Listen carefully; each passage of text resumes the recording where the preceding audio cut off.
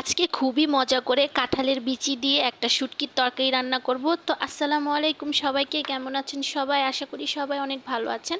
আমিও আলহামদুলিল্লাহ ভালোই আছি। তো প্রথমে কড়াইয়ের মধ্যে তেল তেজপাতা দিয়ে দিলাম, তারপরে দিয়ে দিলাম বেশি করে পেঁয়াজ কুচি।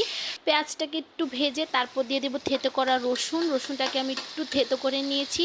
এটাকে সুন্দর করে লাল লাল করে ভেজে তারপরে এর মধ্যে আমি দিয়ে দেবো শুটকি। আর শুটকিটাকে আমি আগেই ধুয়ে সিদ্ধ করে মাঝখান থেকে কাঁটাটা ফেলে দিয়েছি। তারপর শুটকিটা দিয়ে ভালো মতো ভেজে এর মধ্যে দিয়ে দিলাম পানি, আর দিয়ে দেবো আদা রসুন হলুদ মরিচ লবণ দিয়ে সুন্দর মতন এখন মশলাটাকে কষিয়ে নেব একদম তেল তেল ওঠা পর্যন্ত। এটাকে ভালো মতো কষিয়ে নিতে হবে যাতে মশলার কাঁচা গন্ধটা চলে যায়। তারপর এখন আমার এটা কষানো শেষ। এর মধ্যে আমি এখন দিয়ে দেব কাঁঠালের বিচি, আলু আর কাঁচামরিচ। কাঁচামরিচটা একটু বেশি দিতে হবে, কারণ কাঁচামরিচটা দিলে কি ফ্লেভারটাও সুন্দর আসে আর ঝাল ঝাল হয়, শুটকিটা খেতে ভীষণ মজা লাগে।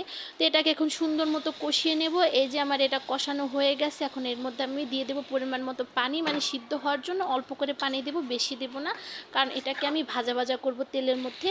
তো এই যে আমার শুটকিটা সুন্দর মতো হয়ে গেছে, এখন দিয়ে দেবো এর মধ্যে জিরার গুঁড়া। আর জিরার গুঁড়োটা দিয়ে দেওয়ার পর এটাকে ভালো মতো নাড়াচাড়া দিয়ে নেব।